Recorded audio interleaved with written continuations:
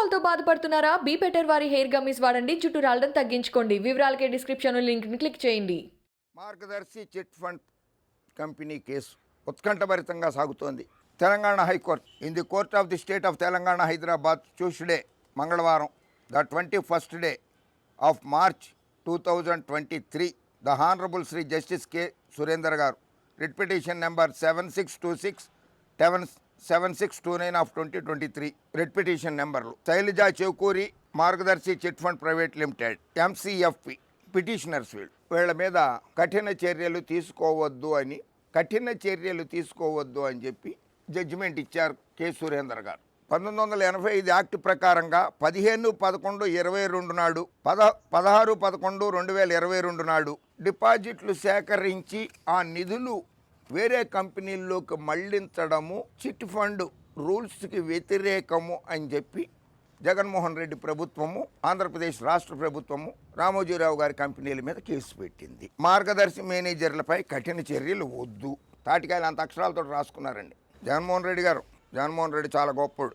చంద్రబాబుని ఒంగోబెట్టాడు. ఇట్లా రామోజీరావు గారిని మంచం మీద పొడుగోబెట్టాడు. చేసుకున్నారికి చేసుకున్నంత దాగవు కదా, మోసాలు దాగవు కదా.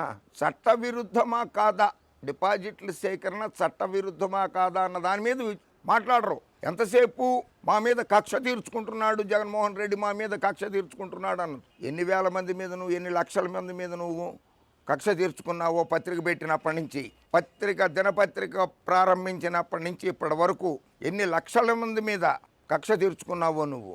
నీ వ్యాపారాభివృద్ధికి ఎంతమందిని ముంచేసావో వెంకటరావు గారి దగ్గరికి వెళ్ళినప్పుడు నేను వేలమని చెప్పుకున్నావుట. వెంకటరావు గారే చెప్పారు, ఢిల్లీలో చాలామంది రాజకీయ నాయకులకి రామోజీని కమ్మ సామాజిక వర్గానికి చెందినవాడని నాకు తెలీదు, నా దగ్గరకు వచ్చి వేలమని చెప్పాడు, నేను నమ్మానని. కోట పున్నయ్య గారి దగ్గరికి వెళ్ళినప్పుడు నేను చౌదరిని అని చెప్పావుట. జలగం కొండలరావు గారు సహాయం చేసిన మాట వాస్తవం కాదా? కోట పున్నయ్య గారు సహాయం చేసిన మాట వాస్తవం కాదా? అందరినీ ముంచేసావు కదా. దర్యాప్తు కక్ష సాధింపు ధోరణిలో సాగుతోంది. సహకరిస్తున్నా అరెస్టు చేస్తున్నారు. తప్పు చేసిన వాడిని అరెస్ట్ చేయకూడదని ఎక్కడా లేదు.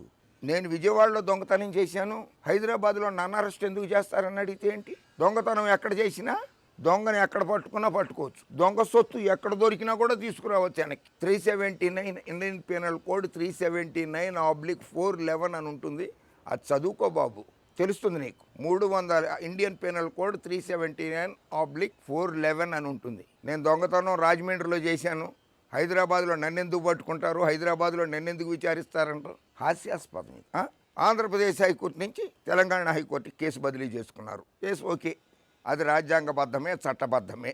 ఈ కోర్టు నుంచి కూడా ఇంకో కోర్టుకి బదిలీ చేయమని మళ్ళీ పిటిషన్ వేసుకున్నారు. అంటే కోర్టుల మీద మీకు నమ్మకం లేదా? ఆంధ్రప్రదేశ్ హైకోర్టు మీద నమ్మకం లేదు మీకు, తెలంగాణ హైకోర్టు మీద కూడా నమ్మకం లేదా? వేరే కోర్టుకు బదిలీ చేయమని అడుగుతున్నారు. అంటే ఈ బదిలీ ప్రక్రియలో న్యాయాన్ని పొడిగించేందుకు, సాగదీసేందుకు ప్రయత్నమా? ఆంధ్రప్రదేశ్ ప్రభుత్వం మీద ఎంత ఆర్థిక భారం పడుతుందో తెలుసా? అంతమంది అధికారులు రాజస్థాన్ కోర్టుకో లేకపోతే కాశ్మీర్ కోర్టుకో సిక్కిం కోర్టుకో బదిలీ చేస్తే అక్కడ కోర్టుల చుట్టూరా తిరగడానికి ఆంధ్రప్రదేశ్ ప్రభుత్వం మీద ఎంత ఆర్థిక భారం పడుతుంది? మీరు చెప్తుంటారు, మీ పత్రికల్లో రాస్తారు కదా అనవసరమైన ఖర్చులు అని. ఆంధ్రప్రదేశ్ ప్రభుత్వానికి అనవసరమైన ఖర్చులు కావా అవి? కుంభకోణం కాదు, అప్రతిష్ట పాలు చేయడమే. ఇది కుంభకోణం కాదట, అప్రతిష్ట పాలు చేయడం. ఎందుకు ఆయన అప్రతిష్ట పాలు చేయడమే? కుంభకోణం ఇది, 100% కుంభకోణమే. సుప్రీంకోర్టులో కేసు పెండింగ్ లేదా ఉండవల్లి అరుణ్ కుమార్ది మీ మీద? ఉండవల్లి అరుణ్ కుమార్ కేసు మీ మీద సుప్రీంకోర్టులో ఉన్నది కనుక మీకు నమ్మిన బంటులుగా ఉన్న వాళ్ళు ముఖ్యమంత్రులు అయినప్పుడు చర్యలు తీసుకోలేదు మీ మీద. మీరు హుకుం జారీ చేసి కూర్చోమంటే కూర్చుని, నుంచోమంటే నుంచున్న ముఖ్యమంత్రి కాదు కదా జగన్మోహన్ రెడ్డి. ప్రజాశ్రేయస్సు కోసము మీ కంపెనీలో డిపాజిట్లు పెట్టిన వాళ్ళు, పెట్టుబడులు పెట్టిన వాళ్ళ శ్రేయస్సు గురించి చర్యలు తీసుకున్నాడు. సోదాలు జరిపించారు, వాస్తవాలు తెలిసినవి. మీరు నిధులు మళ్లించారని నిజాలు తేలుతున్నాయి. అక్కడ నిధులు మళ్లించింది వాస్తవమా కాదా ప్రజలకి చెప్పండి. కక్ష సాధింపు అనద్దు, నిధులు మళ్లించారా లేదా అన్నది వాస్తవం చెప్పండి. దర్యాప్తును మరో రాష్ట్రానికి బదిలీ చేయండి, అదో పిటిషన్. ఈయనకి ఆయన పాపం రామోజీరావు లక్షల మందికి ఆదర్శం. విచారణ పేరుతో ఆయనను వేధించడం శోచనీయం. ఇదండి నాగబాబు గారు అనేది. ఆ రెండు పత్రికలకి మా మీద ఎందుకు కక్ష? ఆంధ్రజ్యోతి, ఈనాడు మాకు వ్యతిరేకంగా రాస్తున్నాయి. కార్యకర్తల్లో అయోమయం సృష్టిస్తున్నాయి. అక్షరాన్ని మారణాయుధంగా చేస్తున్నారు. మా జెండా పీకేయడమే ఈనాడు అజెండా. అరవింద్తో సమావేశాన్ని వక్రీకరించారు. కొమ్ము కాసే పార్టీ కోసమే ఇదంతా చేస్తున్నారు, అంటే తెలుగుదేశం కోసం. నేను జనంలోకి వెళ్తే లక్షల మంది వస్తారు, అభిమానుల గుండెల్లో జెండా ఎవరూ పీకలేరు. ఆవేదనతో మాట్లాడుతున్న విలేకరుల సమావేశంలో ఈనాడుపై నిప్పులు జరిగిన చిరంజీవి. నాగబాబు గారు, ఇది మీ అన్నగారి మనోగతం, చిరంజీవి గారి మనోగతం. మీ అన్నగారిని వ్యతిరేకిస్తున్నావా నాగబాబు? ఒక్క మాటలో చెప్పు.